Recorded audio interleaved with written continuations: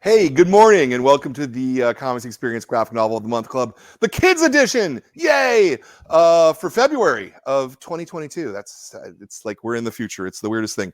We've got a great book for you. A ton of fun. It is the Batman. It's not just Batman. It's the Batman and Scooby-Doo mysteries. And we are very lucky to have both the authors here. We have SHOLLY FISCH up on the top there, and Ivan Cohen right next to him. Hello, gentlemen. How are y'all today? Good. Hi, Brian.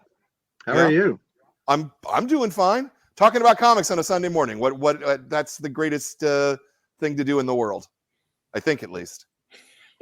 Sleep's other good. than watching cartoons, but yeah. Yeah. I go with sleep. I go with sleep in the top slot. Yeah. In my Family Feud guessing. Right. Show me sleep. Yeah. The problem is that sleep is just you, and then and then this is more than one person. So anyway, so hey, welcome, and let me ask you the first question. The first question is always the same question, because I love this question so much. Why comics? Of all of the different art forms that you could be participating in, what is it about comics that thrills you, that makes you excited, that just is the thing you want to do? SHOLLY, why don't you go first? I've got a really good answer to that, but let's see if I can share my screen. I have a really, really good answer to that. There we go. Let's see. Okay, so I'm going to share my screen. And are you able to see it now? Not quite yet. Allow it to see my screen. No. It'll pop up on the bottom. Just it'll be like another person if he did it right. There we go. Let's try that. There we go. All right. Okay. Now you should be able to share that. There you go. Perfect. So that's me when I was about 5 years old, with my Batman pajamas and my Batman mask, and now I can stop sharing my screen. And I still have the mask. Oh, nice. And that is why I do comics, because I have been into comics since I was very, very young and never grew out of it. And early on, my mother said to me, when I was like 5, why are you just reading them? Why don't you make your own? And so I started making my own, and I never grew out of that either. And now I will hand it over to Ivan, because I think that set you up nicely, probably. Sure. I don't know. When I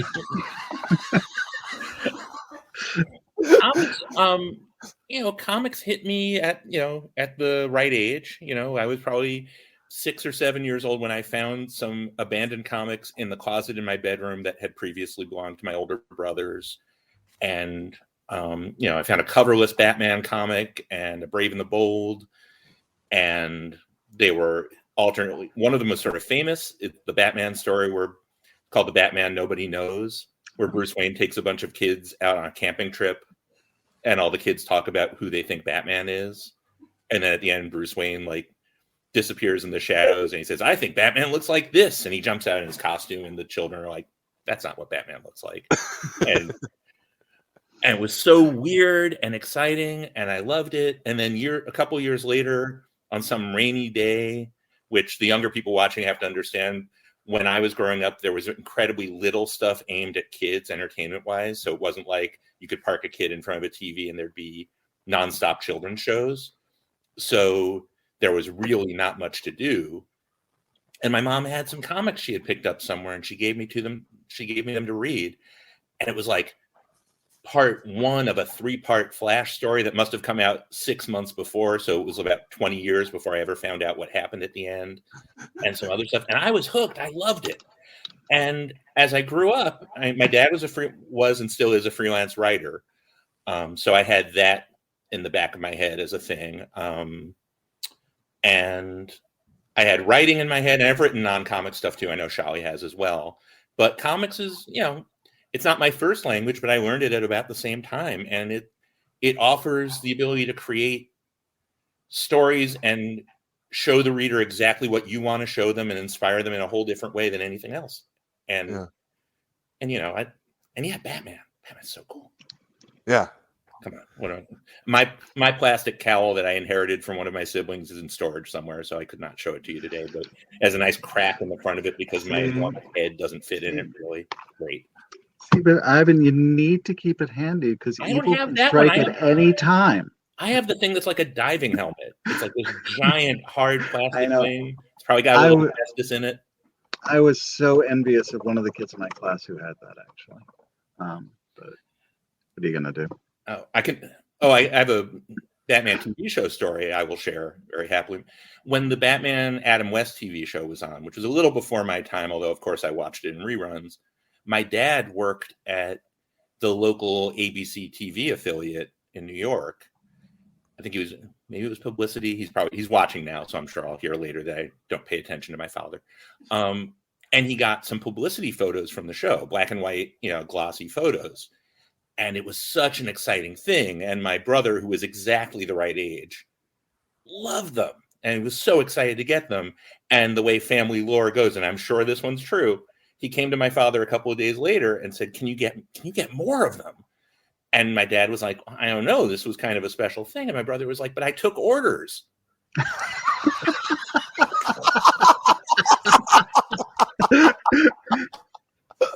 Oh, that's great. I was never that entrepreneurial. I really did not think it through. That's really funny. Yeah. All right, so let me follow up on that question, and I'm going to stick with you for the second, Ivan, just because I know some of this. I know that you ended up like working directly in the offices of DC Comics. Mm-hmm. You were working with retailers like me back in the day. So how did that come about? Oh man, well that was a magical journey of pure luck and circumstance. I graduated from college and I knew one thing for sure was that I did not want to be a freelancer. I grew up with a freelancer in my life and I was like, that seems like a lot of work. I am not going to do that. So I got out of school. I worked in a bookstore for a year. I came back to New York where I'd grown up. And the third job I had out of college, I was writing program listings for TV Guide, which back then was still kind of a big deal. So I was writing little descriptions of like 40 different TV shows every week. And it was sort of fun, but like after a year, I stopped getting better at it and I stopped being that interested. So I stayed for 2 more years. So then I was at lunch. I was at a birthday dinner for someone I went to college with. We had mutual friends, but I had actually never met her. And she was dating an editor at DC at the time. And in the course of conversation, she was like, oh, my boss is looking, she was like, yeah, you should work at DC. There's jobs. And she was like, my boss, I think, is looking for somebody. And her boss was a woman named Patty Jarrett, who Brian knows, as do I. And it was, she was looking for someone in the marketing department to write catalog descriptions of all of DC's comics, which was remarkably similar to what I was doing at TV Guide, except I like comics more than what I was writing about there. And, I had a job interview, I found out about the job in early November. I had a job offer Thanksgiving. I had my high school reunion that weekend, and I got to tell people that I was giving up watching TV for a living to go read comic books for a living. And that was very impressive to the brain surgeons and attorneys that I went to school with. And that was it. And I started at DC and I worked there for about a dozen years. I went from marketing, where I worked with retailers a lot, which I enjoyed. That was really fun. I learned a lot about how comics work. And then I worked in editorial for a couple of years. And then my last job there, I was doing media development before the company moved to the West Coast. So I worked on a bunch of TV shows, kept some bad things from happening, made some okay things happen. Probably the best thing I worked on were either DC's direct-to-video movies, which started right around the time I started in that corner, and the Batman Brave and the Bold TV show. And in fact, I think the first time I ever worked with SHOLLY was when the producers of Brave and the Bold wanted to adapt one of the Batman Brave and the Bold comics that SHOLLY had written into an episode. Yeah, that was bizarre. And that never happened. That was like unheard of. They had to actually make up a new way to do the credits at the end because they had never done anything like this before, where they were adapting a comic that was based on the TV show, et cetera, et cetera, et cetera. And when I heard about it, I didn't hear about it directly from Ivan. I heard about it from Rachel Gluckstern, who was an editor at DC. And she told me, yeah, I hear they're going to adapt one of your stories into an episode. And I said, no, that's crazy. That's like an internet rumor. That's can't possibly be. And I kind of put it out of my mind until it turned out that, yeah, actually was happening. But yeah, you never know. You never know. So, Shelley, how did you make the move from mom saying maybe you should write some comics to writing some comics? So, like Ivan, it was sort of by accident. So I should say first, actually, so comics is my late at night job after my family's asleep. And during the day, what I do is I've got a PhD in developmental psychology, and I do educational TV and games and stuff like that. I worked for a long time for the people who make Sesame Street, and worked on lots and lots of TV shows, Cyber Chase, Cat in the Hat, all kinds of stuff. But I finished college a semester early, and so I had like 6 months between college and graduate school. And I needed something to do. So I got myself a job for this minuscule publisher that was coming out with like its third book at the time. And I did that for a couple of months. And then a friend of mine was graduating. And so he was leaving his menial file clerk job at Marvel to take a real job with the Wall Street Journal. And I said, wait, tell him you know somebody. And so much like Ivan, I did this menial file clerk job for a few months. And while I was there, met a guy named Sandy Hausler, who at that time was the assistant editor on Marvel Age, Marvel's promotional magazine. And he brought me to Jim Salicrup, the editor, and who saw I could put a couple of sentences together. And so for the next several years, I was doing much like Ivan. I was writing articles for Marvel Age about what was coming out and what was going to be in the comics, and doing the blurbs and doing all of that stuff. And by doing that, got to know the editors. And so I started to find out when they were looking for stories, and started writing for Marvel, and did that for several years. And through a story that's too long to tell, eventually, migrated from there over to DC, and have been doing stuff for DC and for other publishers ever since. That's interesting. As long as they let me do it. It's interesting that you had had a full-time job, and we're still interested in doing sort of this promotional writing at Marvel. Yeah, well, it helped me keep a foot in the door, and that was actually, so without going into the whole long story, but that's how I fell out of comics for a couple of years. Was once I was working full-time at what was then Children's Television Workshop, it's now Sesame Workshop, and I couldn't go into the office all the time. As there was more turnover among the editors, I didn't know anybody anymore, and that's how I fell out of Marvel. But again, through a story that's too long and boring to tell, eventually managed to connect with an editor at DC.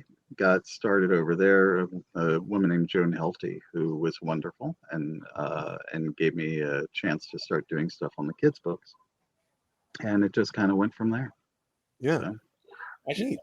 I should add, I realized I left out one piece of connective tissue because I never got to the writing comics piece, which is when DC moved to the West Coast, I decided I was not going to go with them, as much as I love California and all things California, and you guys are the best. We are. Very convincing. Cool. So as they were leaving, I was never one of these. I had freelance written for years, for places like Vulture and Time Out New York at the time was a big deal, and I had written for those places for years in prose. I was never one of those people who was like, well, now that I'm free, I'm clearly the person who should write all the top titles at DC or Marvel. Like, I never had that ego, which has probably hurt me a little over the years, because some people have it and do very well with it. But what I did was I reached out to Christy Quinn, who at the time was editing the Green Lantern, the animated series comic, which was based on a cartoon that I'd helped develop that was about to come out. And they had a team attached already, of course, but I sort of was able to approach from the perspective of no one who doesn't work on that show knows anything about that show yet. So if you need fill-ins, I'm your guy. because you don't have to teach me anything. Right. I've read all the scripts. I know what the rules of that world are. And so I got to fill in with like number 4 of that issue, which was my first published comic. And then one more fill in, and then I became the regular writer just as the comic was canceled. So that was my proud beginning in writing comics. And I mostly worked in the kid space, although I've done some grown-up stuff and I have some more grown-up stuff coming. But, you know, the kids' books are definitely incredibly fun. And I've been happy to get so much work in there. Yeah, no, that's great. I want to talk more about that space in a little while. Let's jump to this though. Just because the kids attention span, sometimes they want to actually talk about the book rather than, you know, hearing us old guys blather on about old stuff. So how did you guys get involved in this? Now, if my memory is correct, Batman and Scooby-Doo was not native to the comics, right? There was some other form it came out in first. Is that right? This year is actually the 50th anniversary of the first meeting of Batman and Scooby-Doo. Oh, neat. Yes. Someone did research. You know what? I have the internet. But the first one was a couple of episodes of the new Batman of the new Scooby-Doo movies that guest starred Batman. And then there have been a couple others on TV since then.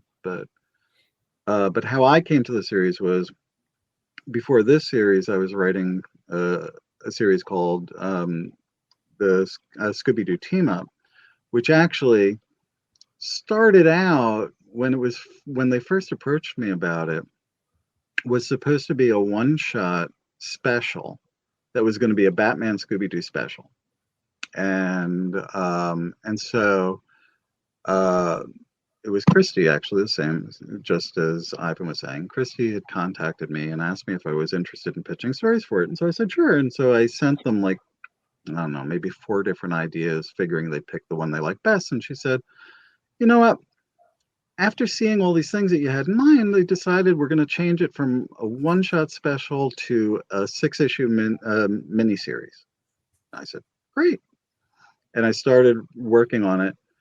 And then maybe a month or 2 later, as I was working on it, she contacted me and said, you know, they realized they could really expand this out, not just to Batman. And so we're going to make this an ongoing series with the entire DC universe.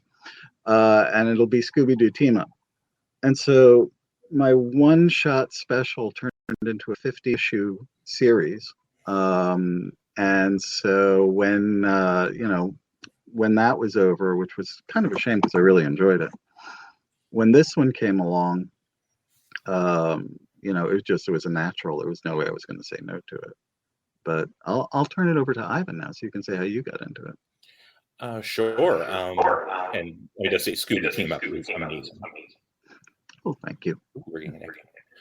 I had written some issues of Scooby-Doo, Where Are You? Over the years, and I had also written Beware the Batman, which was that one started as an ongoing and became a 6-issue miniseries. So we went to reverse distance because the cartoon it was based on, which I wrote 1 episode of, was canceled incredibly, like basically when number 2 of the series came out. So that was shocking. But so I had some Batman experience and some Scooby experience, and the editor, Michael McAllister, was someone I had worked with a bunch on sort of special, weird custom projects at DC that don't go through comic shops. But, you know, I had written comics that appeared on the back of ice cream packages and, you know, sugary, chewy candies. And I think they thought that the schedule, it was going to come out 10 pages every 2 weeks. Was it weekly or I think it was 10 pages every week, and it was going to be 10 pages a month. That's why they needed both of us. Right. It was going to be 10 pages a week on, released digitally first with the print version later. And so they wanted co-writers to make sure that we never fell behind. So I was super excited to be on it. And I was excited to work with Sholly, whose work I liked a lot, but it was just fun to, it was fun to be competing. It was fun to sort of be like, oh, you're using that guy. Well, I'm going to use this one. Yeah. See how that worked out. And it was really fun. And I got to read Sholly's scripts, which I never had before, which was very good. Taught me a lot. Well, I will say in return, Yes, Ivan and I often wind up writing for the same things, and I've had story ideas rejected from like Looney Tunes or Teen Titans Go because Ivan has already written that story. Um, and Sorry. the same thing actually happened here when I pitched, my story ideas for Batman Scooby. Immediately, Michael said, "Well, you can't do that one because Ivan's doing that in issue number 1." So I changed it, and it became the story for issue number 6. So Ivan had in issue number 1 Batman and Scooby time traveling back to their early days, to Batman Year One days. And so I said, well, okay, if he's going to go back to like Batman's first year as Batman, I'm going to do a story from before he was Batman. And had, kid Bruce Wayne with, a pup named Scooby-Doo learning how to be detectives. So, so it's actually been a lot of fun that we do have very similar sensibilities in a lot of ways. And when one of us comes up with an idea before the other one, and I still, to this day, I cannot believe that in 50 issues of Scooby Team Up, I never thought of having Shaggy with the Shaggy Man until Ivan thought of it. But My but legacy. but when one of us comes up with something, then it forces the other one to come up with something, and try to top it, and it's really been a lot of fun. It has been fun. I had an idea that because of what you ended up doing in issue 6, that I couldn't figure out a way to make it work, and as it turned out, it was too crowded an issue anyway. In issue number 1, when they're in the Year One diverse, at one point I wanted only a couple of members of the Scooby Gang travel back in time, and I actually wanted them to meet like infant, baby, or toddler Daphne. I couldn't quite figure out a way to work, but it was going to be like them, doing a classic Scooby run down a street, and like somebody was going to have dropped their doll or something, and it was going to be, little redheaded baby Daphne. But I couldn't find a way to make it work that wasn't just, me having fun. And Right. it turns out the readers are supposed to have fun too. Well, and actually, I mean, the pup named Scooby-Doo thing turned out really cool for another reason, which is that was one of the issues drawn by Scott Geralds. And Scott was actually one of the guys who designed the pup named Scooby-Doo characters for Hanna-Barbera. So that was really, I mean, I'd worked with Scott before, and he's a really nice guy. But yeah, he was the one who actually told me that it was a magnifying glass that little Velma was carrying around, not a giant lollipop. Great. Yeah, that's kind of cool. So I'm assuming then that DC came to y'all with we want to do 12 issues of this rather than you going to them and pitching it. Yeah. Okay. Yeah, we would have loved to do 100. Yeah, we would not have said 12 issues. That number would not have been, you never tell them when to end it.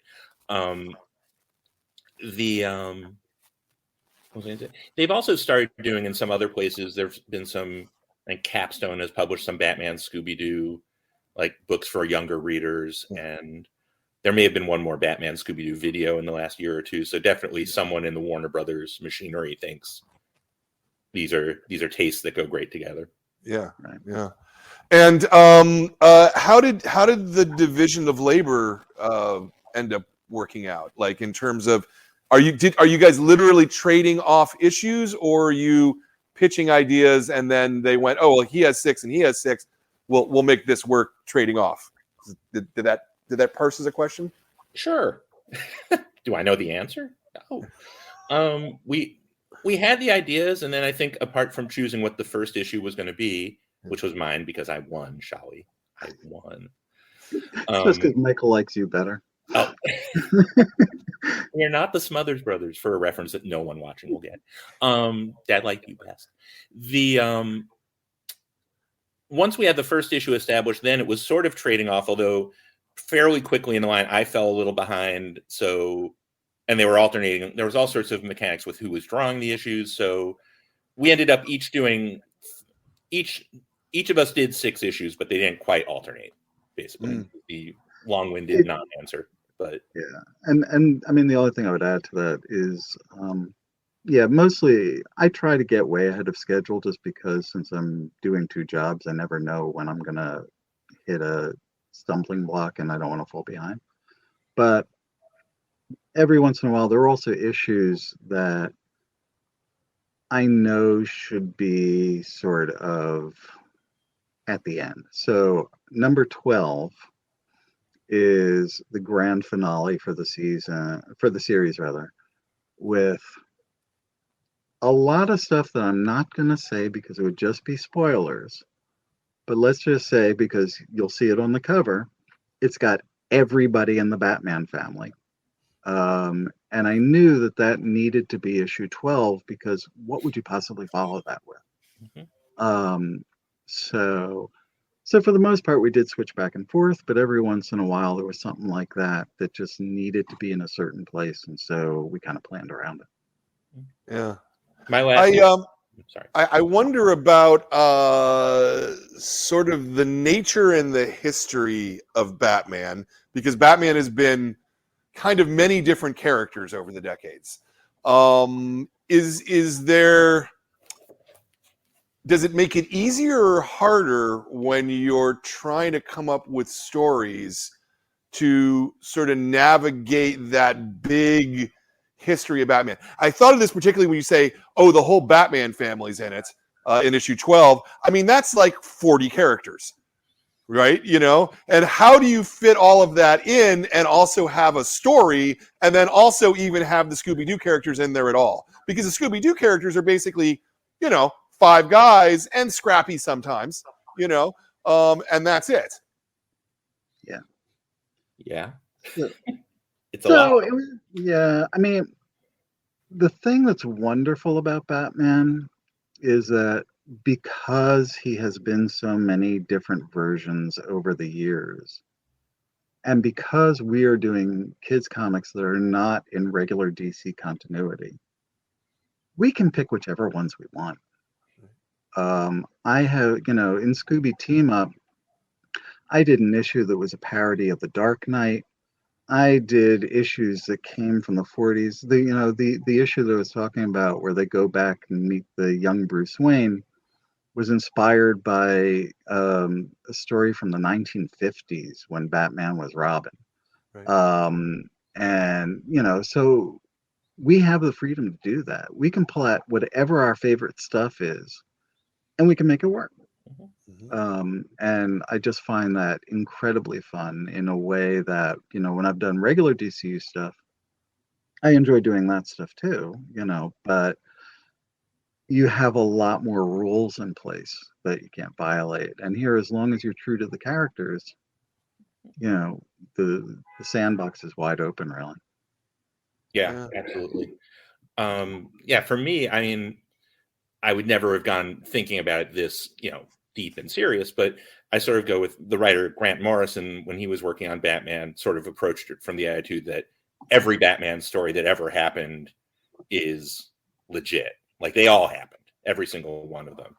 And I sort of felt like that was the toolbox, the toy box we had to play with here was, oh, if I want Batman, a thing that sort of references a Batman story from 30 years ago, it's fine. As long as the kids will understand it, as long as I'm not requiring them to have bought those comics, which would be insane, we're in a good place.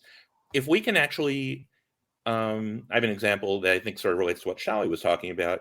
I gave you guys a couple of pieces of art for the for the cover. Yeah. You want the cover one? That one? Yeah, that one. Yep. So that's the cover to Batman Scooby-Doo Mysteries #1, which was came from a suggestion I had made for what it should be. And if you go to the next cover, that would be one of the reference points, which is Batman number 407, I think, which is the 4th part of Batman Year One. And that's from the early 80s. But of course, that's not where that comes from, because if you go to the next one, that would be Batman number 9 from 1941. Right. So, you know, that's all in there in the mix. I mean, you know, we're thinking about all this stuff. The book I was holding up before, which I know I gave you the cover of, I can just show you my copy of it. This is Batman from the 30s to the 70s, published in 1971. I'm sure I didn't buy it then. Oh, I did. You were very precocious, because I know you're a young man, much like myself. But you know, that was a book that had all the stories together. I mean, I think there's part of that that informs all this. I don't know if Sholly feels the same, but like I was watching Super Friends on Saturday mornings, and in the afternoons I was watching reruns of the Adam West Batman, and I was reading this giant hardcover that had stories from 40 different years of Batman stories. And I mean, they were organized by decade, but I wasn't paying attention. I was just like, what's the next story? Mhm. So in my head, that's all Batman. There's not one Batman, there's a million Batman. You know, Batman is this guy who has these cool adventures, and sometimes they're a little sillier than they are other times, but it's all Batman. That's fine. Yeah. I love writing Batman comics where Batman can smile. That's, you know, I think. Yeah.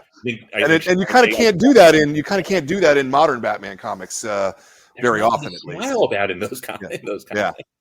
Yeah. No, I agree. Comparatively, though, Scooby-Doo really hasn't changed in 50, 60 years.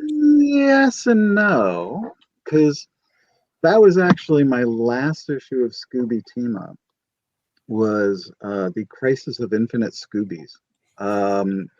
And it teamed up the original Scooby Gang, the Scooby Apocalypse Gang, the Mystery Inc. Scooby Gang, the live action movie Scooby Gang, etc., etc., etc.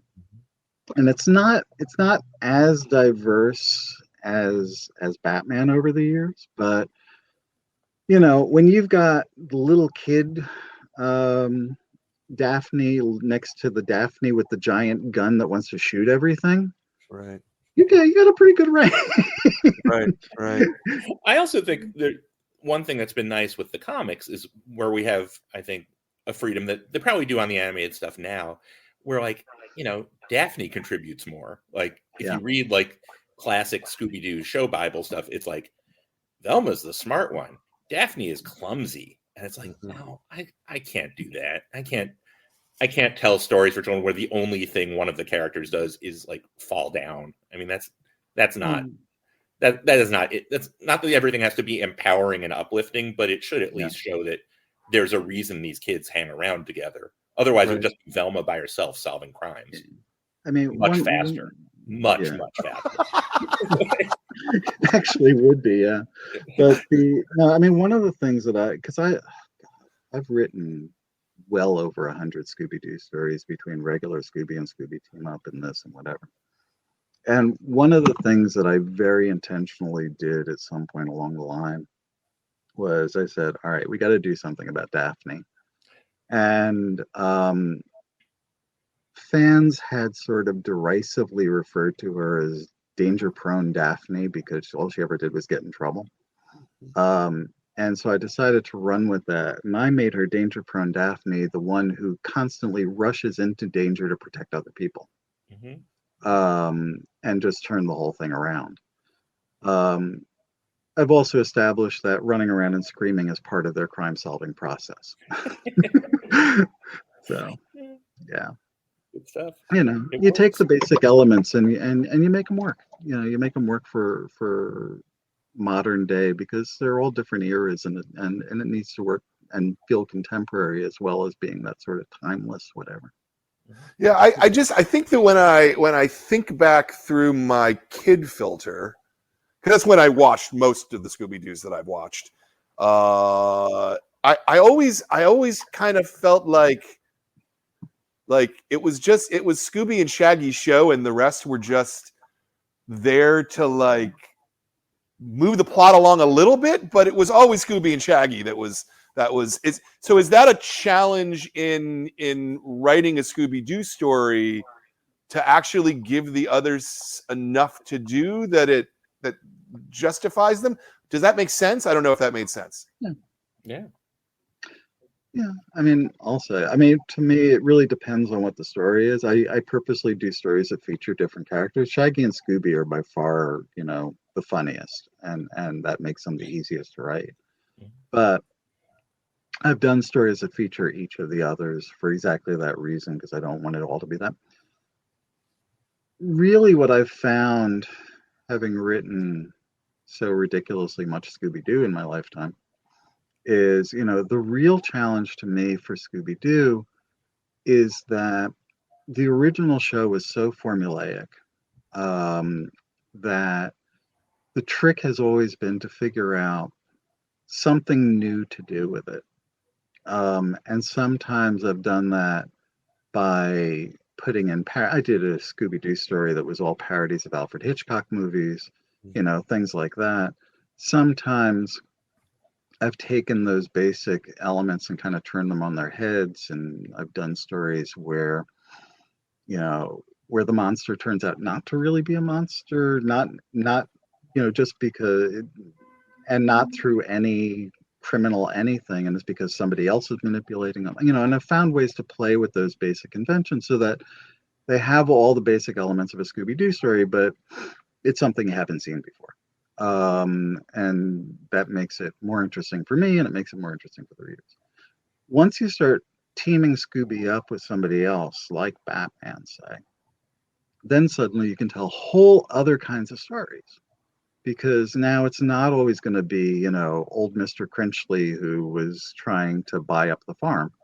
You can do Batman's Rogues Gallery. You can do all kinds of things that you couldn't have done otherwise. And that's what really kind of keeps it fresh and fun for me. Yeah.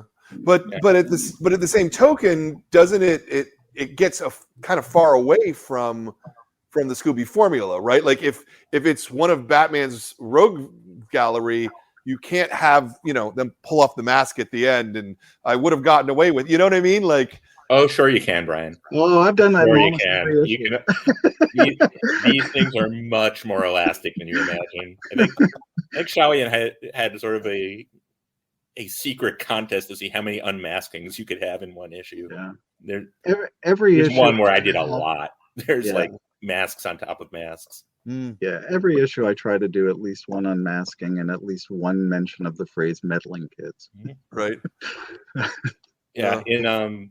I enjoyed in issue 1, there's a point where year 1 Batman has one of those sort of narration captions of the style of that book, where he talks about, if these kids really are time travelers, I have to stop them before they meddle with any, and I'm like, that's as close as I'm getting, because Batman is not really going to call them meddling kids. But right. But no, I mean, I find the hardest thing, it was harder in the regular Scooby-Doo comic, where the stories these days are 10 pages. It's really hard. I find it really hard to have there be any actual mystery about who the criminal is. Like, there's the gang, there's the person who introduces them into the story, and there's the creature. And if the creature is secretly someone who's in the story, I guess it's going to be the one other person they met. So trying to figure out ways to make that surprising, or right. I agree with Sholly. I think motivations are fun. I've done most of the Scooby-Doo stories I've written that don't have Batman in them. Either the villains are sort of the victims themselves and sort of don't end up being carried off to jail, or the alternative is they've done something terrible. I think the first or second Scooby story I wrote had a fake ghost in the White House, and it was sort of like, at the end of the story, I was just like, well, that person's going to prison forever, because you don't actually get to break into the White House and and just have it be like a lovable story. But we don't. Don't worry, kids. Everyone's fine. Yeah. You didn't make it be the vice president? No. Shush. Shut up, Sholly. Oh, that's funny. That challenge of trying to write a 10-page Scooby-Doo story seems like a really, really, really big challenge to me. Because even in the half-hour cartoons, it was always really obvious, even when I was 6, like, who the villain was. I don't know that I was very often surprised by, oh no, it was Old Man Jones. Like, well, obviously it was Old Man Jones. He was the guy who was being grumpy and mean the whole time. Well, so years ago, this was probably, I don't know, 15 years ago or something now. While I was writing stuff for the regular Scooby book, I started doing a series of things that were like solve it yourself mysteries with the Scooby Gang. And it was 2 pages of the mystery, and then there would be a half page in the back that would have the reveal. And so there'd be a couple of them in the comic. And trying to write a Scooby story in 2 pages That's hard. And what I learned to do in order to make that work was you start in the middle. You forget about all the setup, you forget about all the going to wherever they're getting to, and you just pick it up right in the middle of the story with the creature, with the whatever. And so compared to that, 10 pages is a luxury. But Ivan's right. I mean, it is hard. That is probably the hardest part of it, is how to have any mystery whatsoever. And so when I'm doing those 10 pagers, I do try to make sure that there are at least 2 credible suspects, so that, it's pretty obvious it's going to be one of them, but maybe not as obvious which one it's going to be. But yeah. But then Batman Scooby, we get to do 20 pages, and so the sky's the limit. That took me a while to figure out, to sort of relearn how to tell a story with that much room. I was like, all right, I'm done. I'm on page 11. Oh, I guess we need to add some things because the ghost has to show up again. But it's so fun. I mean, the hard part, and I've sort of, I think in stuff that's going to be in the second volume, talks about this a little, where there's like, the gang has kind of figured out, so like Batman likes having them around because clearly he doesn't really need them to solve the mysteries. He's the world's greatest detective by a very large margin over Velma, and then Velma's the world's second greatest detective, very far above everyone else. So between the two of them, it shouldn't take them 20 pages, but Batman's having fun. And these are, fairly harmless crime stories.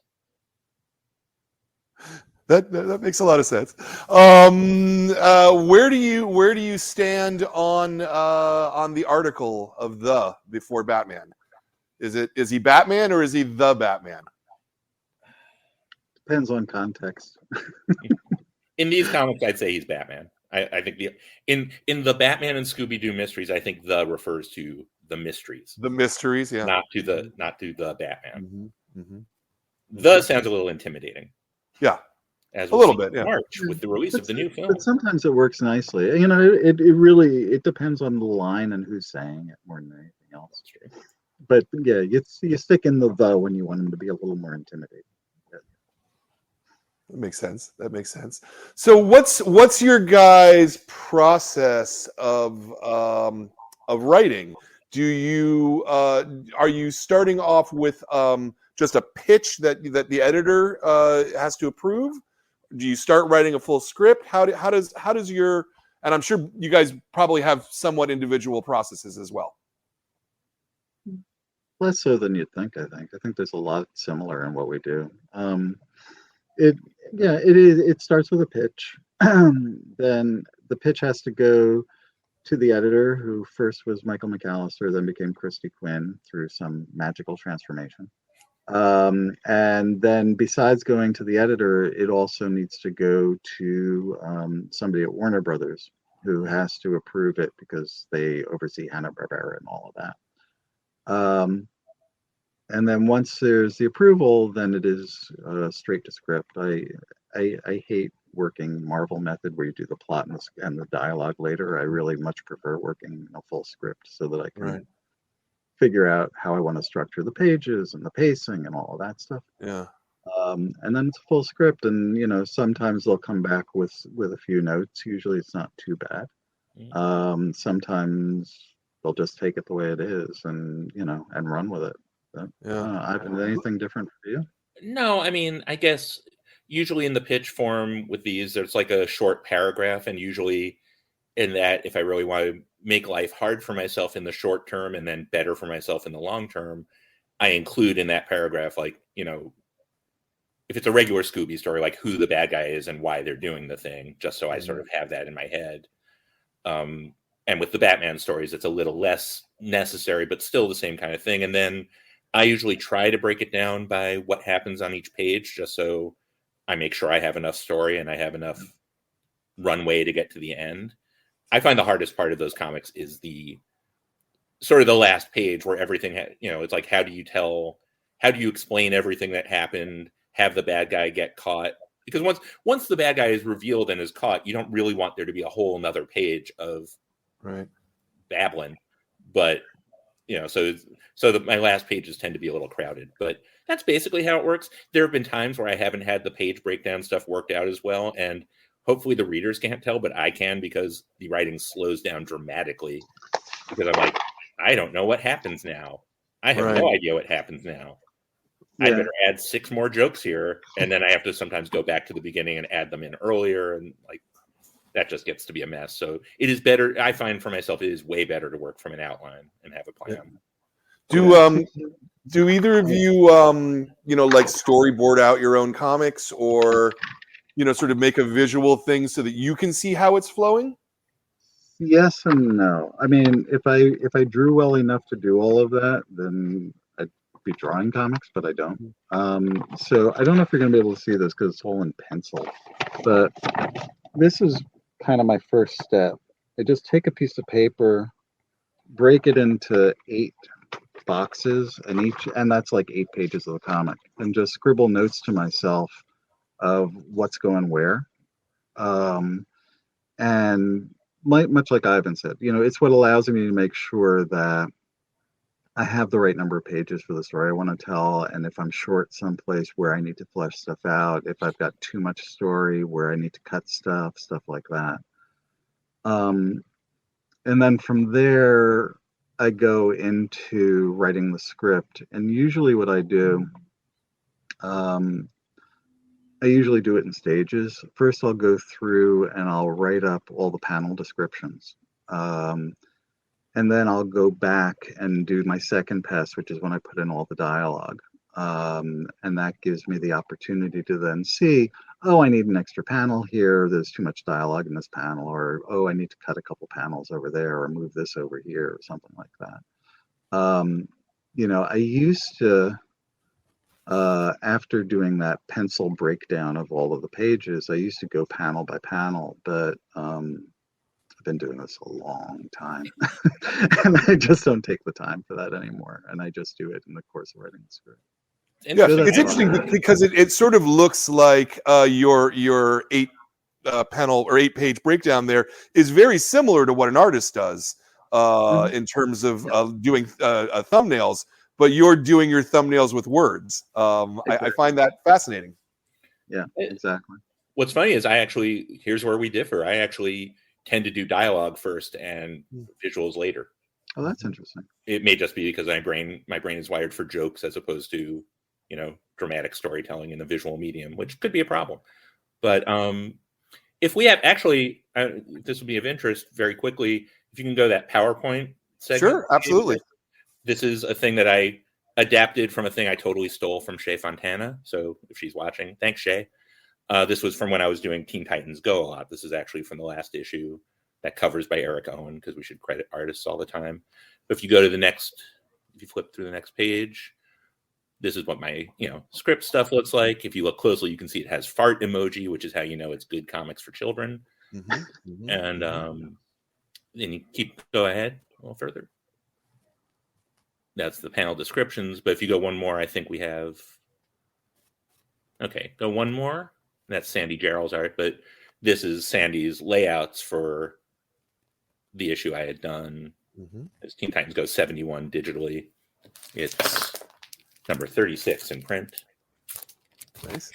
But there you can see the layout, the final layout, and the finished art. And then on the next page, you can see it lettered with drawing. And then the final one, I think, the finished comic. Look at that. Yep. Look, visual aids. Yeah, there's a lot of work that goes into making comics, huh? It's crazy. I sometimes, if I think too much about how much work I'm making for an artist to draw stuff, I get sort of locked up. It's sort of like, oh, why am I asking for 7 panels? Surely 2 panels would work, right? Because I do occasionally apologize to artists. And when you see the final issue of Batman and Scooby, you'll see why I sent a very apologetic email to Dario Brizuela afterwards and said, "Oh, I'm sorry, and I won't do this next time." Dario is so good, and Dario's wonderful, and that issue is great. That issue is just fantastic. Yeah, we do get to read each other's stuff before it comes out. Do you because of the multiple artists working on these, do you know who's going to be drawing your scripts going in or not?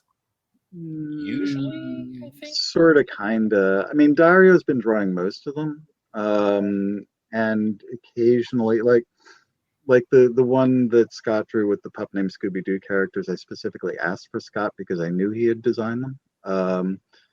But a lot of the time, I have no idea.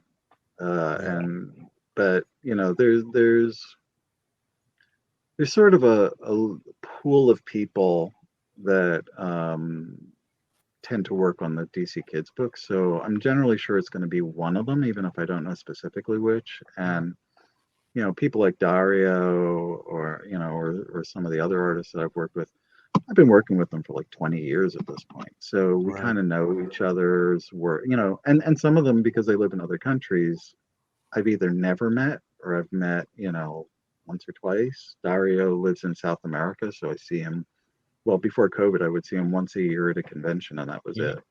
But we know each other's work well enough, and we communicate by email and all of that, that we kind of know what each other's looking for. Yeah. Most of the kids' comics are done in more or less a house style. Have you had situations where you've written something and been surprised by what you got back from the artist? Or does that not happen very often in the kids space? Oh, that happens. That's how I've learned to put in tons of art reference in the back. Because, well, okay, so I'll give you the quick example from a kid comic, and then I'll give you the slightly more example from years ago at Marvel. Quick example from a kid comic was what was it? I think it was a Looney Tunes story where I had one of the characters spraying the other with a giant seltzer bottle. And it didn't occur to me that I don't remember which artist it was, but it's one of the South American artists, that in South America, they didn't have seltzer bottles that sprayed. And so, and I didn't mean like a screw off top bottle. But the funnier example, many years ago, I used to write for a humor comic that Marvel did called What The? And there was a story that I wrote where it was around the time that the Vision had his mind and personality wiped and he was much more robotic again. So I did a story in What The? Where the Scarlet Witch, who was still married to him at that time, took him to the mall to go buy a new personality because she was really tired of it. And so the whole story was him just changing from one to another and to another and to another. And at one point, I had him turn into a Smurf, and because I get very annoyed by Smurfs. And so and we didn't call it a Smurf. And so in the dialogue, it was like, "Oh, what a Snorpy day!" Da, da, da, da, right. I did not realize until the comic was in print that the artist apparently did not know what a Smurf was, because near as I can tell from looking at the published story, he thought that Smurf was some sort of slang term for an effeminate middle-aged man. Because suddenly the Vision turns into this middle-aged man saying, "Oh, what a Snorpy day!"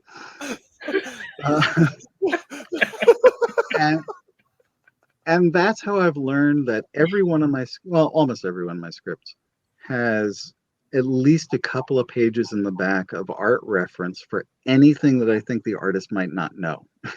And that's true for when I'm pulling out obscure old Batman characters, or when I'm pulling out things like a seltzer bottle or anything like that. And that helps to avoid an awful lot of problems. Wow. That's pretty good. You have any stories like that, Ivan? Or nothing nearly that good. I will say, I mean, with Batman Scooby, I sort of expect, we're very lucky that we have very good artists on it, all the way through 1 through 12. I sort of think that there's a certain understanding that like you're going to get the Batman and Scooby characters kind of the way you picture them in your head from cartoons and stuff. I did a Scooby issue recently where there's a new artist who I think maybe has worked with Sholly now too. What is his name? Valerio Chiola. Do you know? I think it's Valerie, actually. I think Is it's it Valerie? but I could be wrong. I could be wrong. We did one story together. Actually, we did Valerio here. Oh, we did This this issue. one story together. Yeah. We Yeah. did this one. But like Yeah, if you look okay. at, if I can keep the glare from being too dramatic, but you can see, I mean, that's clearly Daphne, that's clearly Shaggy and Scooby, but it's a little more, it's a little more lively than sometimes stuff that's done directly from licensed style guides can be. Yeah. And that was exciting. Like that was exciting when I saw this. The editor had told me, "Oh, we're going to put somebody new," and I was like, "Great!" You know, always happy to find new people. And I saw that, I was just like, "This is great. This makes it really this makes it more fun for me to see the story come to life, and hopefully for the readers too." But yeah, it was like that on Titans Go. There was an artist who worked with me a lot on that book named Marcello Di Chiara. I love Marcello. He's fantastic. I mean, it was one of those things where like he was so fantastic, he got to go work on DC Superhero Girls, and we didn't get to work together again for a while. And I was like, all right, you're last. Then he ended up helping on the Space Jam graphic novel that I did, and that was it was nice to be reunited with the old team. Yeah, Marcello. We should just to give him his proper due. Marcello actually drew my Teen Titans Go graphic novel, Teen Titans Go Camp, and the thing I love about him, apart from the fact that he's just really good, Marcello, and I don't know if you can see this, but I can trust, he's one of those artists that I can trust that whatever I put into the script, he's going to add lots of additional sight gags and stuff, and do it well. So I don't know if you can see this food fight here with the Titans, but the book is just full of this stuff with all these little things that you could just spend ages just looking in the background at all the fun stuff that's going on. And was that something that you just wrote, like they have a food fight? I think I put in a few of the gags, and then I said, feel free to add whatever else you want. And so he did. It's the Teen Titans going to Camp Apocalypse in Apocalypse. And so they're, it's hard to do anything in Apocalypse and not make it really, really funny. So, So one of the things you said earlier is that you write the synopsis and it goes to your editor, then it goes sort of up the chain to a Warner's person.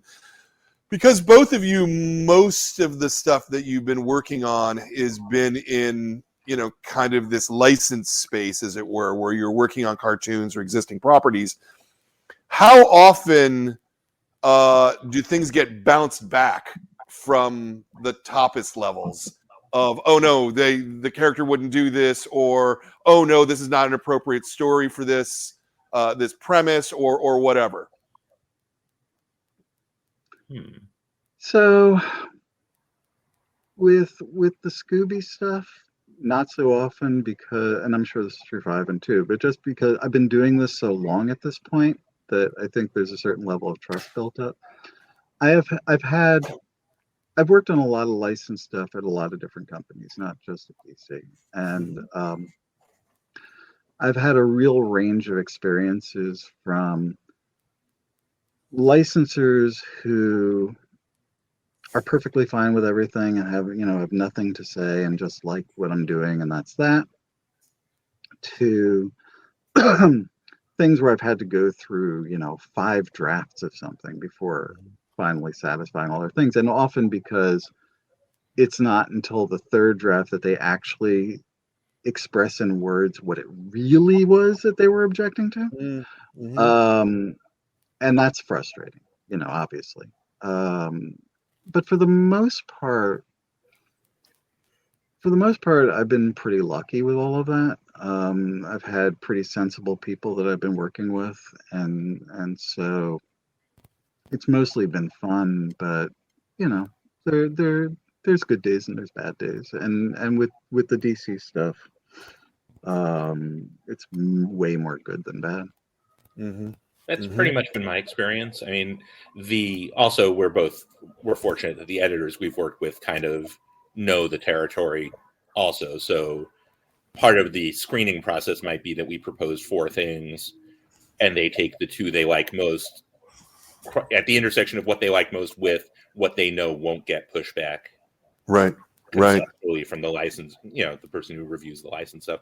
I mean, I don't know if Sholly has had this kind of experience.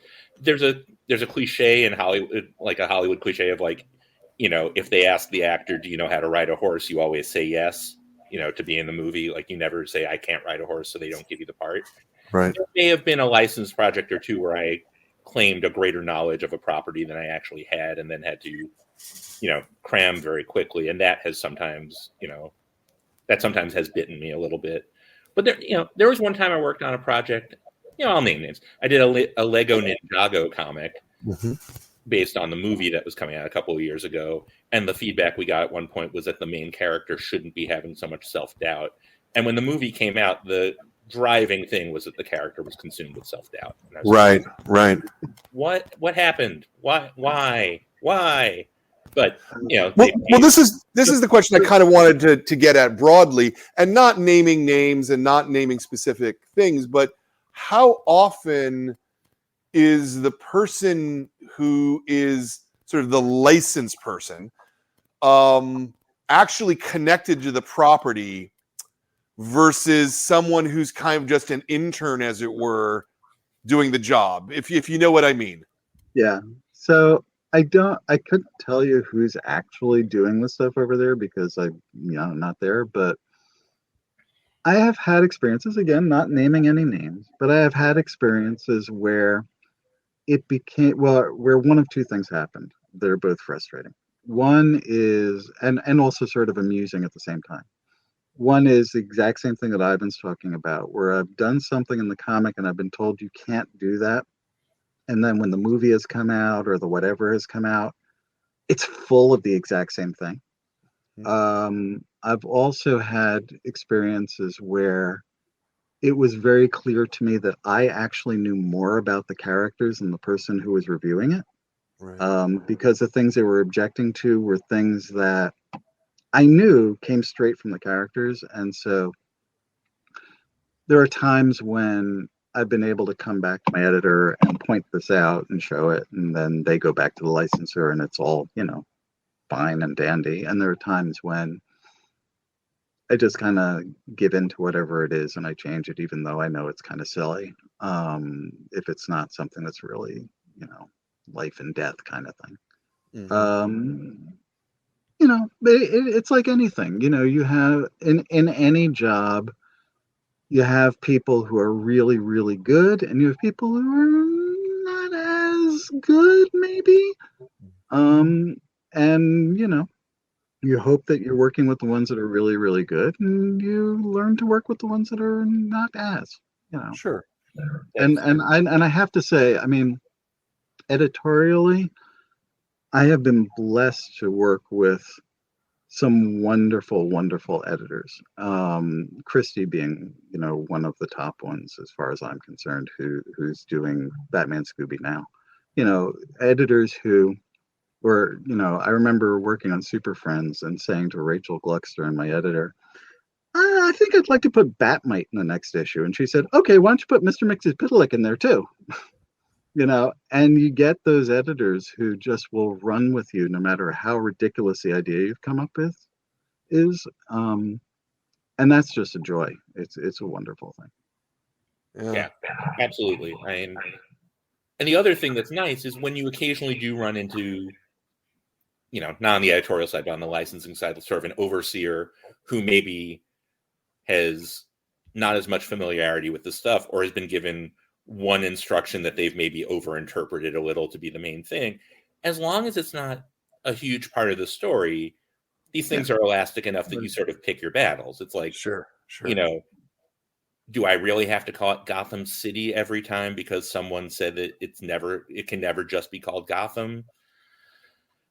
I mean, it's not the way it is in movies, TV shows, and every comic book, but okay, sure, I can change this one place here because it doesn't change Right. It doesn't change the story very much, and nobody but me is ever going to know I got that note. Right. It's if it was other stuff, then you pick your battles. You fight the things that are important. If someone said to me, "You can't have Daphne drive the mystery machine because that's Fred's job," I'd be like, "Well, Fred can do other stuff. Like let I've had somebody say let the nice lady drive to get into more danger." I've gotten that note, actually. Yeah. Really? Crazy. Oh yeah, yeah, and and so I said, all right, fine. Put Fred over there. Put Daphne next to him. Not that big a deal. I think I got away with it because there was some joke that required that Fred not be the one driving. But is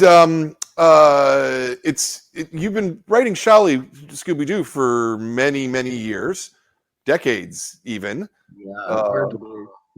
Right? Has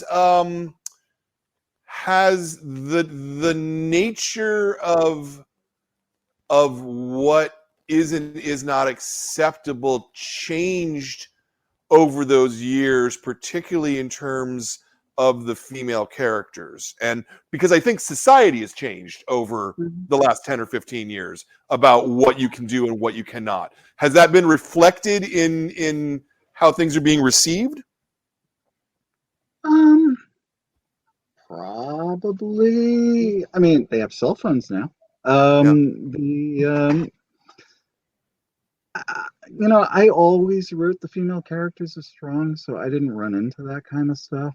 I actually remember on Looney Tunes, and this is going back 20-something years now, when Joan Hilty was still editing it, and I wrote a Pepe Le Pew story because my wife loves Pepe Le Pew, and I'd never written Pepe.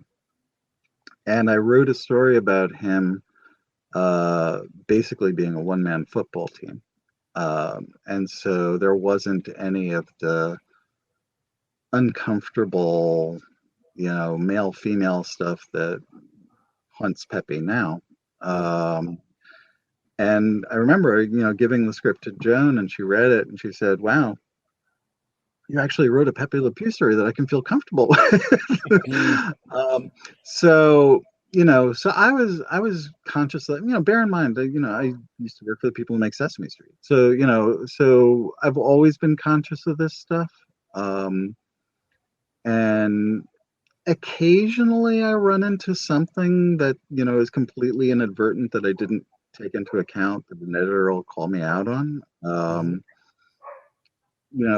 It actually happened. It happened with Batman Scooby number 12 when I took out a joke about Zebra Man stripes being slimming.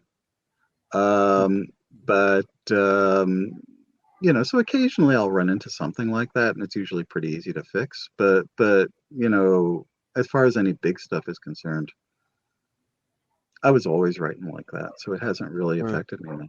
I don't know. Sure, because I was, like you just brought up Sesame Street, and certainly Sesame Street has changed over the years in terms of what characters can be there, and even interpersonal relationships between the characters. I don't know that 20 years ago you would have had, characters who are sensitive to sound. That's a very weird example, but the inclusiveness is a lot higher today than it was in the past.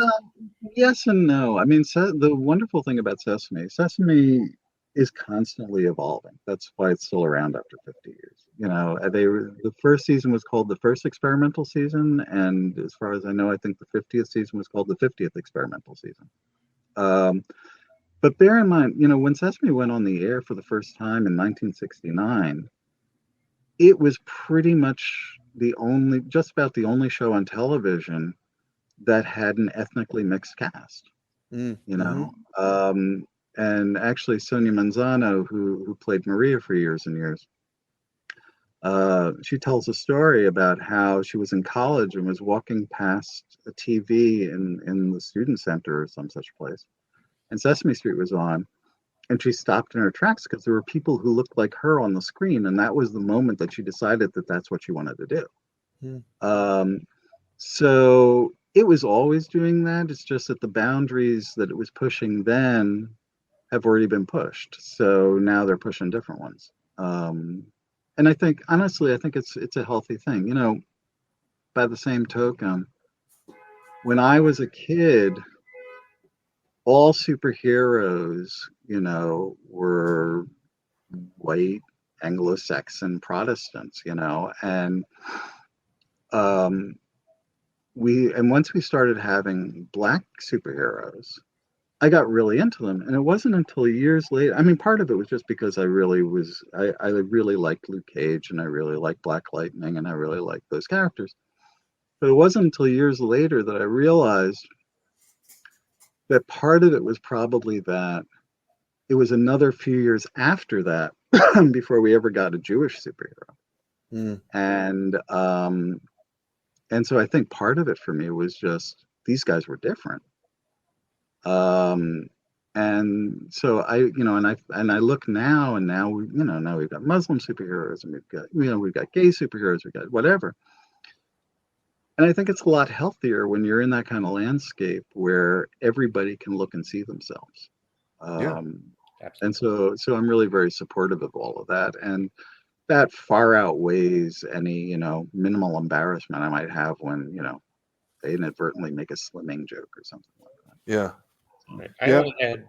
I've had some character issue stuff with, I mean, the places where it's stuff like Teen Titans Go, you know, Robin's interest in Starfire there is a very fine line you can walk between it being hilarious and fun, and boy, it's creepy that he doesn't take no for an answer. You know, boy, it's bizarre and frightening. And I did a story that my editor pushed back a little on one part of it, which had not occurred to me as an issue, that when Robin was building a robot duplicate of Starfire, that it seemed like there was some creepy aspect to it, which was not intended, but I was like, oh, well, yeah, let's fix that. That's simple enough.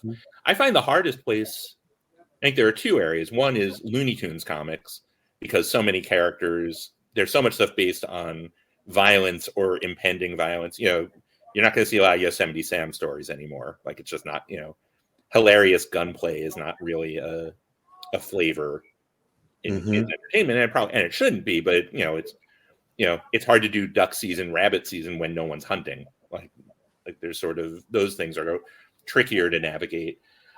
Sholly and I both worked on I believe we both worked on a comic that never came out for the Tom and Jerry Walmart comic. Oh, did that never come out? It never came out. It never came out. No wonder I never got a copy. And I was bummed because it was going to be the first like Tom and Jerry comic in, you know, decades and decades and decades. And one of the instructions, and I never saw the new movie, so I don't know to what extent this was continued there, was, well, they're not trying to kill each other. They're more like roommates that don't really get along. And I was like, sure, that sounds like Tom and Jerry. So, you know, one of the stories I wrote basically lifted a plot from an Odd Couple episode involving like a cooking contest, because I was really just like, I don't know what to do if they're not really trying to hurt each other. Like, they're just mad. You know, I mean, you know, I'm married and I have a kid, so I guess I'm familiar with being incredibly angry at people you live with that you can't actually hurt. But, you know, it's different when it's a cartoon cat and mouse. The other thing that's challenging with the absolutely legit and appropriate focus on diversity is when you deal with characters like the Scooby Gang, where, you know, they kind of all have to appear the way they have always been represented. And again, in that 10-page format. So the diversity of, you know, skin color and body types tends to come from the additional characters. But if you only have 2 additional characters, you know, you don't want to have it be like, it's only the white characters who can be the villain. Right. Lame. You know, that's a stereotype of itself. But you don't want it to always be the reverse either. So it's a constant juggling act of like, how do you make a diverse world for these characters when the ones with speaking parts are mostly not diverse? And how do you solve that? That actually, you know, now that you've said it out loud, wow, that makes a lot of sense. That seems like an incredible challenge in doing comics with Scooby-Doo. You do it with the supporting cast. Yeah. You know, so, you know, the current issue of Scooby-Doo, it's set in a police station, and the desk sergeant, who is the primary character in that one, other than the gang, is black. I've done a Scooby-Doo Hanukkah story where the ghost of the evil ruler Antiochus is stealing all the oil and candles for the lighting, and so you get some cultural stuff in that way. I've done a lot of stuff like that. Um, and you just put the gang into those situations, and that way you can do a lot of stuff that you couldn't do if it was just them. Yeah, that makes sense. You said, Sholly, that your background is that you're developmental psychologist. Did I get that right? Yeah. Yeah. So is there, from your point of view, anything in terms of race and gender that's not appropriate developmentally for kids content? I don't think of it as not appropriate. I think of it more as, how do you portray people? Over the past year or so, I've been teaching an online class on comics writing for the Q-Bird School, and we had a whole conversation about this in one class where somebody brought up a question like that, because about, well, what do you do if you're if you want to have you want to have diverse characters in your comic, but you're not part of those groups?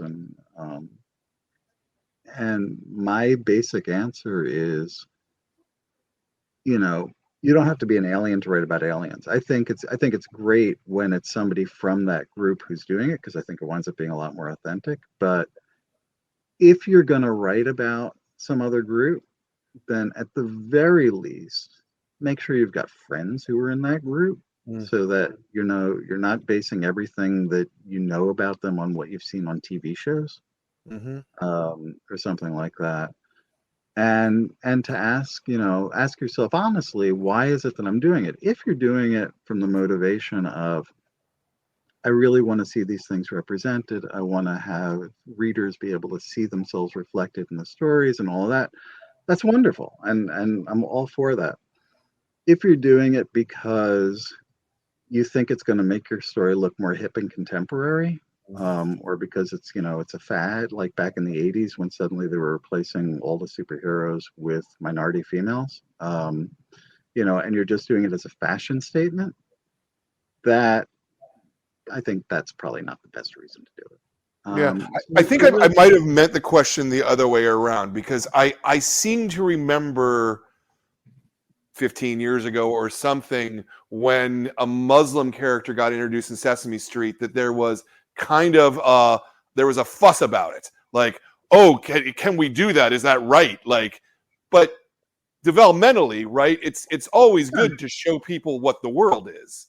Right.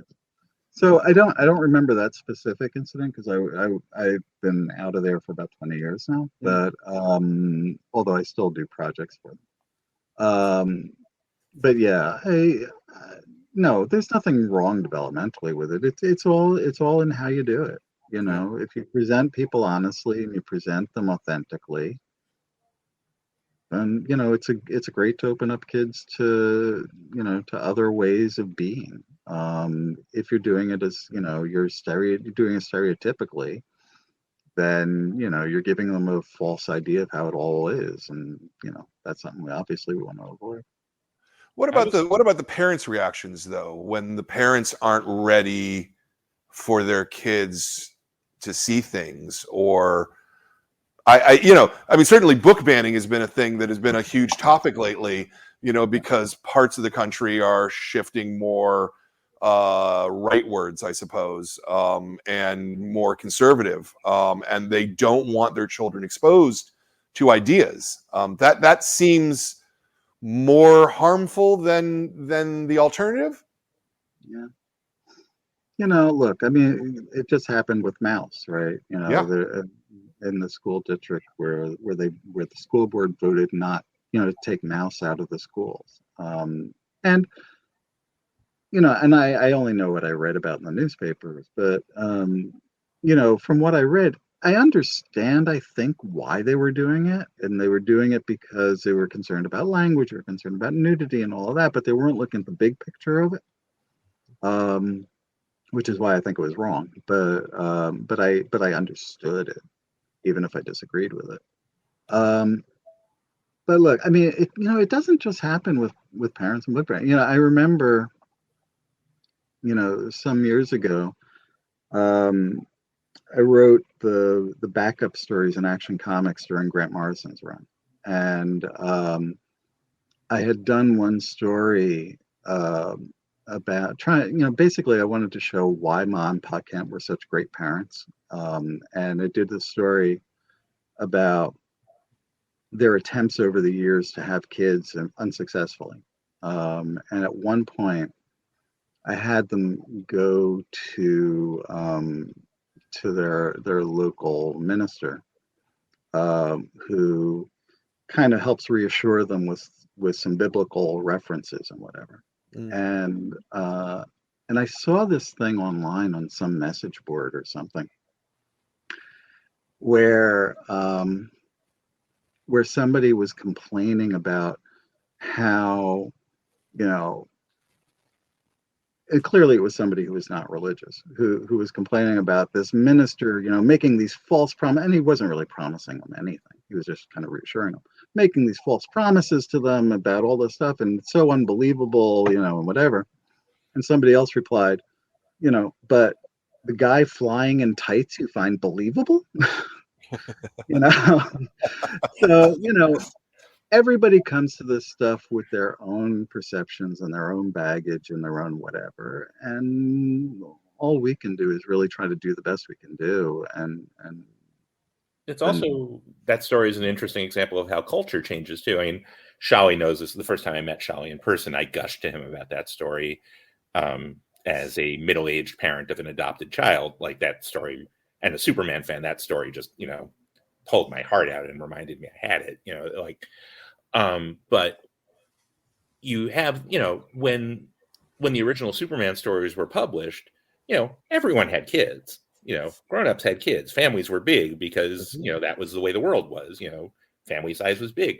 Never, in 30, 40, 50 years of Superman stories, did everyone have a story about how come Superman's parents didn't already have a kid? Right. Every story I've ever read about farm life, the family has a bunch of kids because someone has to do all the work. Little House on the Prairie is not a story about a family that, has a lot of employees. It's a story about a family whose children are involved in every part of running their house and their farm and eventually a business. But in a modern context, it's like, well, this is a thing that's totally worth exploring. Why are these parents, why were they so ready to raise a child as their own that they didn't, have the conventional way? And it was beautiful. I mean, but that's a thing that culturally was not a question, and now it is, and now it's answered. And I'm working on, about a year and a half ago, I wrote a story for a DC holiday special that introduced a gender fluid character and Kid Quick, who's like a parallel Earth version of Kid Flash, sort of. And that character got a ton of attention. And I think part of the reason they got a ton of attention was because it wasn't the point of the story. It wasn't a very special story about a gender fluid superhero. Sure. I think and I was prepared for that feedback. I was prepared, it was an 8-page story in a holiday special. I was totally prepared for the feedback to be, we'd rather do this in its own thing. And I wouldn't have been offended by that. I'd be like, sure, of course, if you're going to get the news hit, you want it to be for the, $2.99 monthly comic that can get people coming back every month, not a special that then doesn't necessarily lead anywhere. I would totally have understood. And they were like, no, it's better. It's better in a lot of ways if it's just matter of fact. Like, in the world, there are people, and people are different from each other, and they're not all the same. And not every story is about my heterosexuality or, like that. Well, exactly. How many superhero stories about Batman and Superman are about the heterosexualally?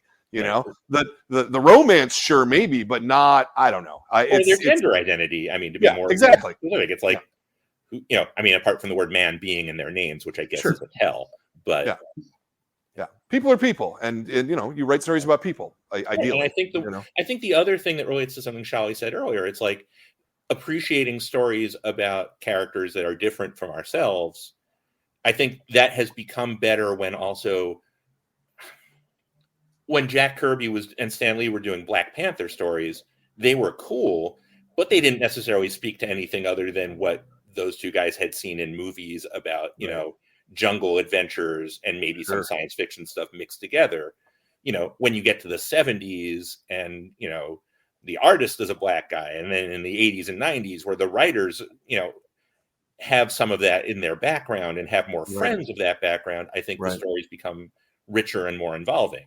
Same with Luke Cage, you know, same with a bunch of characters that were invented by middle-aged white guys. Yeah. But it's still, I think they become more relevant when there's some life experience that's relevant to it, that's infused into it. Yeah. Yeah. No, that makes a lot of sense to me. But that being said, I've written Wonder Woman comics, and I'm not a woman from an Amazon culture.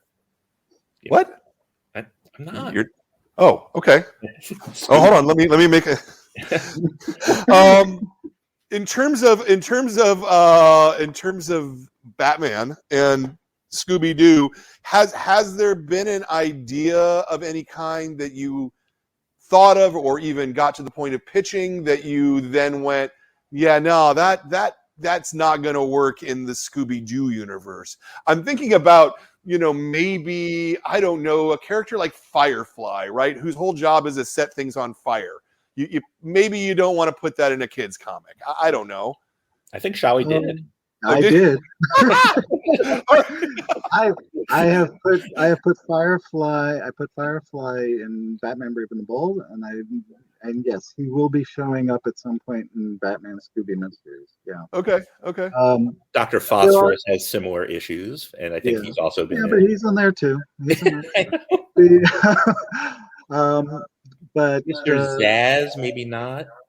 I did not use Zaz. That would be a hard one to do in a kid's. That was harder. That would be harder. There's a lot of weird tattoos and violence. Yeah. It's all, you know what? It's all in the execution. I did an issue of Scooby team up with Swamp Thing, and again, because we can pick and choose, I took my favorite era of Swamp Thing, which was Alan Moore, Steve Bissette, John Totleben, and I did that Swamp Thing in a Scooby-Doo story. And I started the first page was like all of these tight close-ups of like birds and frogs and water and whatever, and it was this whole thing about, the silence is shattered by the, and so on and so forth for a whole page. And then by page 2, it turns out that was Shaggy's narration, and Velma and Daphne are complaining about how melodramatic Shaggy gets. And I decided not to make Arcane the villain because I thought that would be hard to do in Scooby-Doo. Yeah. But I did make Chester for lack of a better term, the old hippie pothead.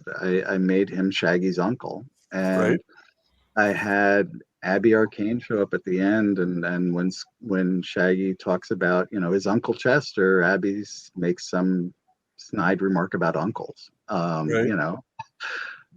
that's the sort of thing that Ivan was talking about before. What I enjoy doing in this stuff, and it's something that I learned from the Adam West Batman show, it's something I learned from Sesame Street, is writing these things on 2 levels. You write it, there's the kid level that you're writing it on, where it's funny, it's action, it's adventure, it's mysteries, it's all that stuff that kids love. And you can just appreciate it on that level. But then if you're an older fan who actually knows this stuff, then there are the references and the in-jokes and all of that you get on a completely other level. And the trick is writing that stuff in such a way that if you don't have the background knowledge for it, you don't feel like you're missing anything. It's not an obvious standing out of, oh, I don't understand that. Right. But it just sort of goes over your head, and that's fine. and you appreciate the stuff that you do get. Yeah. But it's that extra layer. Yeah, for sure. I mean, I suspect all three of us at the times where we started reading comics, there wasn't really a delineation. Like, all comics were for everybody. Like, the idea of the all ages comic as a comic that's written for children is very modern. Like, it was, you know, the comic I read in 1980 or 1975 was not, you know, it was probably a little above my head vocabulary wise, is where I learned big words. You know, why do I know what geosynchronous means? Well, it's because the Justice League satellite was 22,300 miles above the Earth. Everyone knows that, right? Turned out my science teacher didn't, but I knew, you know. But the stuff is written, you know, and I think we both, you know, you try to, you know, you simplify the vocabulary a little, you simplify the concepts a little to make sure that it's something a kid can read and follow without needing to go to mom or dad for explanation. But you know, you make things clear enough. And then if, you know, I have grown up friends who read the comics with their kids and they tell me that they appreciate, you know, their jokes that they appreciate that their kids didn't even know were jokes. And I'm like, that's perfect. That's exactly what I want. I think it's issue 10 of Batman Scooby where the special guest, because why not add more characters, was the Renee Montoya question. And she's in it. And I mainly started putting her in there because I had a joke in mind for like a who's on first type thing with, you know, that's the question. I know, I'm asking you, you know, and that was fun. Right. You made me laugh, by the way. Thank you. You're my target audience. That, and also for viewers who don't know, the question's mask is like a featureless face. So the main thing that Shaggy and Scooby are fascinated by is, well, how do you eat? And she's like, nobody has ever asked me that question. Like, nobody, you know, only the most food obsessed people in the world would ask, you know, that's your problem. You know, not how can you see, not how do you breathe. It's like, but what about food? But the issue came out, and, you know, I'm still new enough at this part of it that I hunt for reviews, even though kids' comics don't get reviewed very much. And there was more than one review that talked about how there's a female supporting character that they're sure was romantically interested in Renee Montoya, who is one of the first major DCU characters who's gay, you know, female character who's gay. And I don't think I had thought about that at all. But then reading it, I was like, oh, that's totally what that is. But it's like, it's all perception. There's nothing in the writing that says it. Right. The lady at the end is just like, where's that nice Miss Montoya? I wanted to thank her. You know, that kind of thing. And I'm like, if that read that way to somebody, that's great. You know, let them think, you know, let the world be that much more varied and interesting. You know.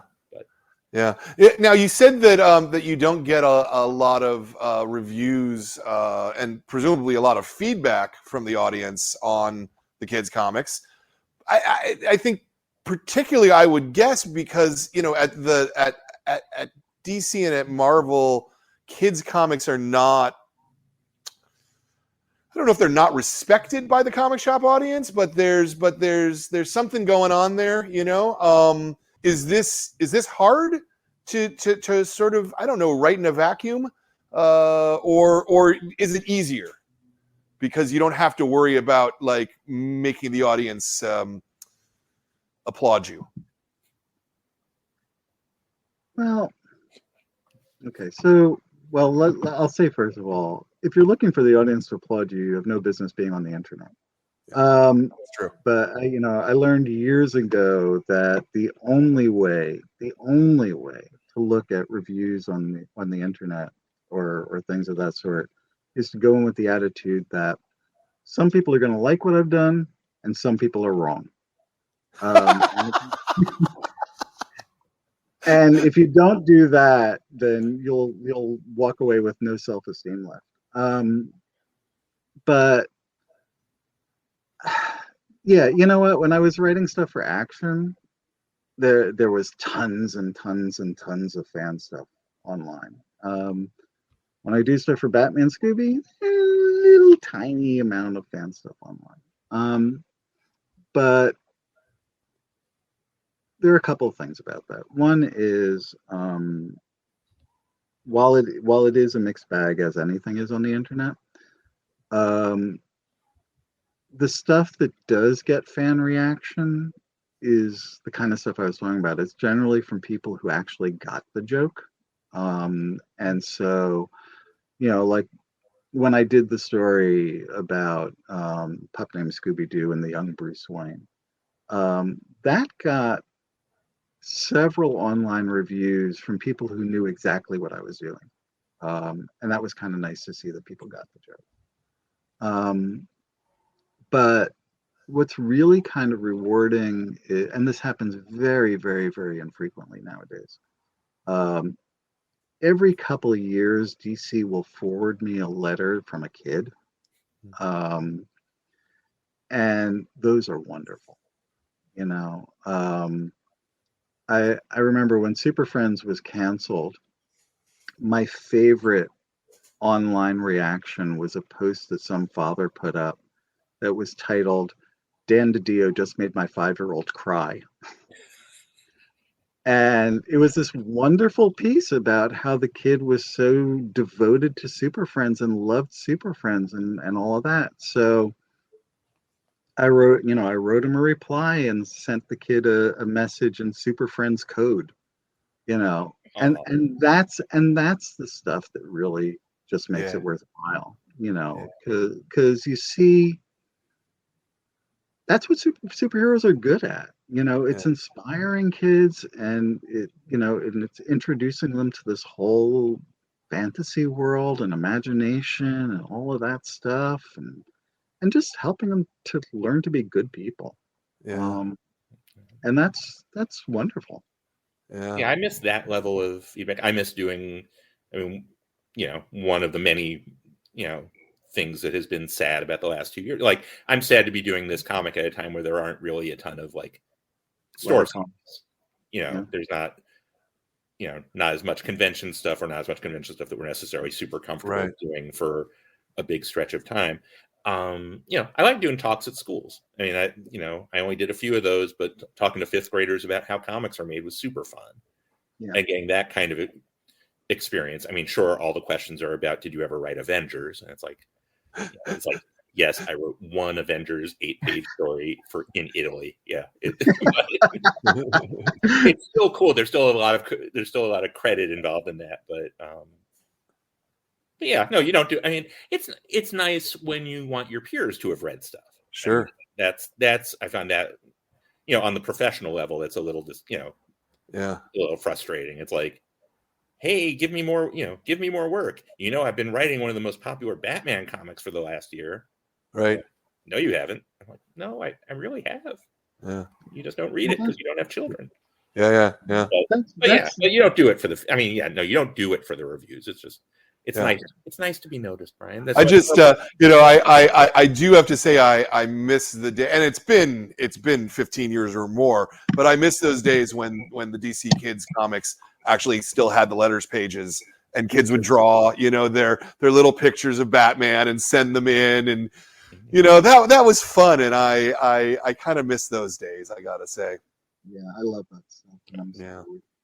Yeah. Okay, so one more question. This one's for Sholly's particularly because you wrote 100 issues of Scooby-Doo team up. What was your favorite Scooby-Doo team up? Oh, it's hard to pick one. All right. It's a. All right, I'll pick one of my favorites. Scooby-Doo team up number 13 is Scooby-Doo team up with Deadman, the Phantom Stranger, and the Spectre. And it includes every ghost character that I could find from DC or any of the companies that DC owns. And I built the entire story around one scene, which was, without going through the whole thing, all of these ghost characters have been kidnapped for some nefarious reason, basically, and the Spectre among them. And the Spectre has been put into some kind of, suspended state because he's been separated from his human body and it's weakened him. And the only way that he can recover is by uniting with, a living body. And so we have this wonderful page of Scooby in the Spectre's cowl and cape saying, "Vengeance!"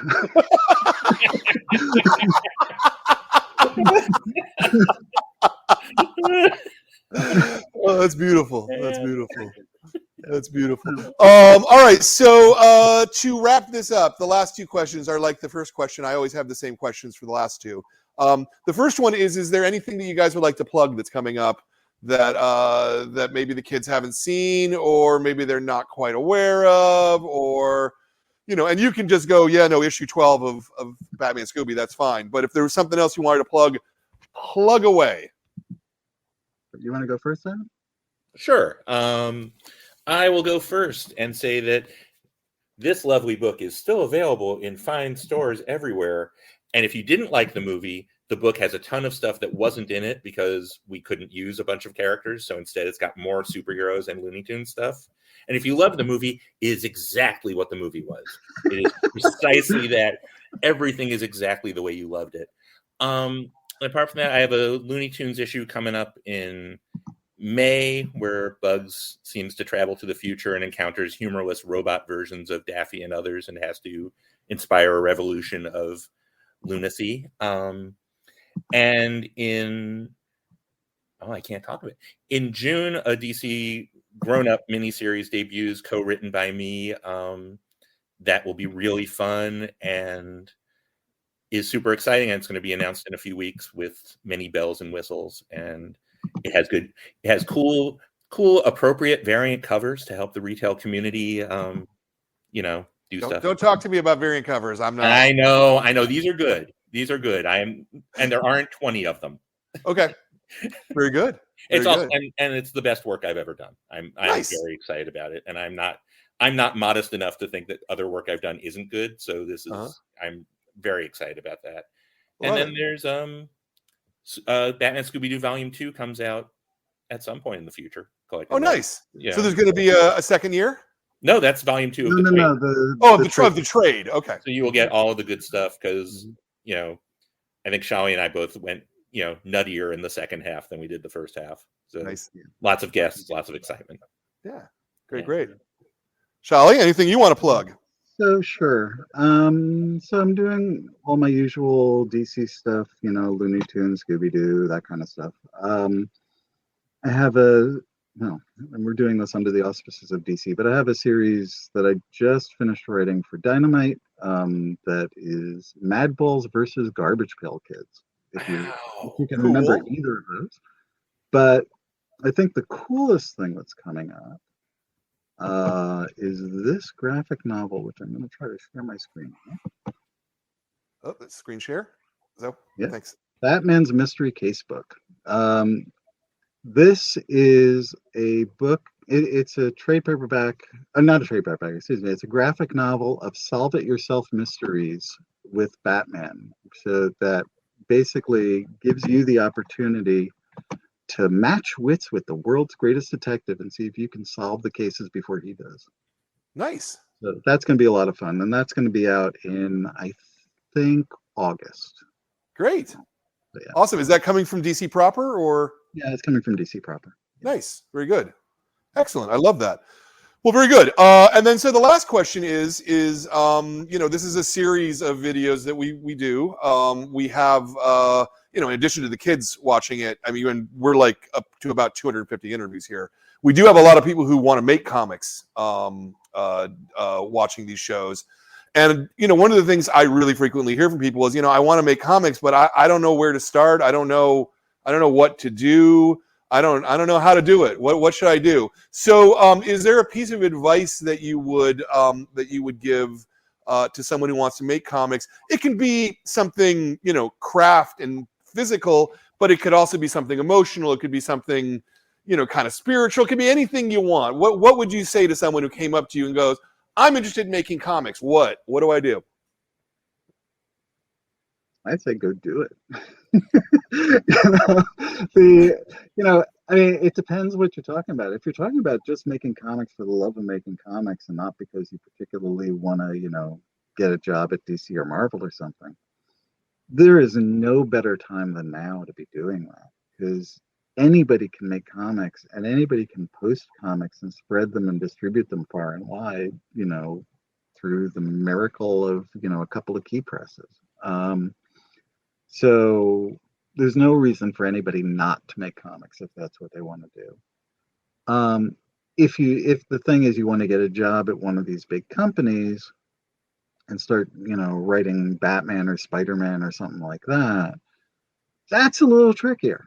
And I think from Ivan's story and my story both, you really see that a lot of it is really kind of being in the right place at the right time. I mean, obviously you have to have talent and whatever, but like take the Batman Mystery Casebook graphic novel, for example. I first pitched that idea to DC, I think probably about maybe 15 years ago. Wow. Back when Batman the Animated Series was on TV and they were doing a comic spinoff. And I said, well, what if we did a spinoff of that was a mini series that was this? And Paul Levitz was still the publisher back then. And he liked the idea, but he thought it would be better as a book. And so I went to the book people at DC, and they weren't doing graphic novels at that time. And they just didn't know what to do with it. They didn't know how to market it. They didn't know what to do with it. And so it sat in a drawer until after I did the Teen Titans Go graphic novel. And I said to Chrissy, hey, that was really kind of fun. How about doing another graphic novel? And she said, well, why don't you pitch me some ideas? And I started trying to think of an idea. And I said, oh, wait a second, I already have an idea.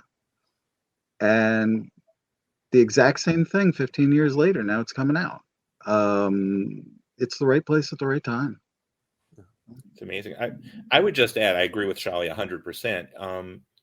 The other thing, though, about right place, right time is also being the right person. So if you want to create comics, read lots of comics, read lots of everything, know what's going on, try to get to write something, whether it's comics or prose, be good at it so that when the opportunity presents itself, you're able to take advantage of it. If I had never written a freelance piece for anyone on a deadline for which I got paid, it's possible that I would not have gotten that opportunity to write a fill-in issue of a comic. It's possible that I would have gotten to do one and it would have been late and bad, and then I wouldn't have gotten a chance to do a second one. Like there's a lot, opportunity is, the currency, is the thing, but you have to be ready to take advantage of it. And part of that too is know what you're good at. Not everyone is good at writing and drawing. I'm terrible at drawing. I don't think Sholly is, boasting of his art prowess. Some people are great at both, and that's amazing. But, if you're good at drawing, there are certainly books to help you refine that. Scott Kobush, I think, just did one, or is doing some for DC that I'm sure are great because Scott really knows how to tell a story, and he's an amazing artist. If you want to write, I think the paths are many, including just reading them. Know the language. Yeah. I mean, part of what I think is great about Sholly, and I think I've said this to him directly, and I'll say it here. I think Sholly speaks Scooby-Doo as a native language in a way that I definitely don't. So his ability to create great, fun, original Scooby stories that feel like, that are genuine Scooby stories is really special. And that's something that develops over time. You don't just wake up one morning able to write Scooby-Doo stories. You have to sort of drink it and bathe in it. But yeah, create comics, tell stories. Anyone who wants to tell stories should be telling stories because they probably have things to say. And I encourage it. Love it. I love it. I love it. Well, I want to thank the two of you for taking the time to sit and babble with me about all this stuff today. Hopefully you had a good time. Yeah. It was great, Brian. Yeah. Excellent. Always nice to find somebody who will actually listen. So thank you. Yeah. Well, very good. Very good. You want to put me back on a one, Zoe? Thanks. So yeah, if you're sitting there at home and you're not quite sure what you want to read, and Lord knows we all have time to read these days. Batman, and Scooby-Doo Mysteries. This was a great deal of fun, and any kid out there is going to love it, and any kid at heart is going to love it as well. I thoroughly recommend this. Next month's kid book is Hooky by Miriam. I'm gonna mangle this. Miriam Bonastre Tour. And this was a web comic originally on Webtoons, and she is in Spain, so we will be talking to her live from Spain next month for our next Kids Club book. So look for that. Next Sunday for the adult club, though this is actually an adult club book that would be fine for kids. This is a Finnish story called Oxy. It's a fairy tale. And it's really beautiful, and it's got this really gorgeous, beautiful art, and it's smart, and I loved it a lot. So that's next Sunday. And then the next Classic Club, we're going to be talking to Peter Bagg about Buddy Goes to Jersey. So that's the next set of shows. We'd love you to watch all of them. In the meantime, I would like to thank my producer, Jordan, for being my producer. I would like to thank Zoe and Ben for running the show. I would like to thank my staff, Kat, Zoe, and Katie, for running the store and allowing me to sit here and talk to people. I like to thank all of the viewers who are doing this. I would like to thank all the people who make comics, particularly these two, for being here. Thank you for making comics, because I couldn't sell them if it wasn't for you guys making them. And thank you all. So that's what I got. We'll see you next month. Thank you. Thanks very much for watching this episode of the Kids Graphic Novel of the Month Club. If you enjoyed what you were seeing, please subscribe and hit the bell up in the corner. We'd like to invite you to join the club. Every month you'll get a great new book curated by our staff, and it's a fantastic program. So please join. That address is running along the bottom right now. Thanks very much.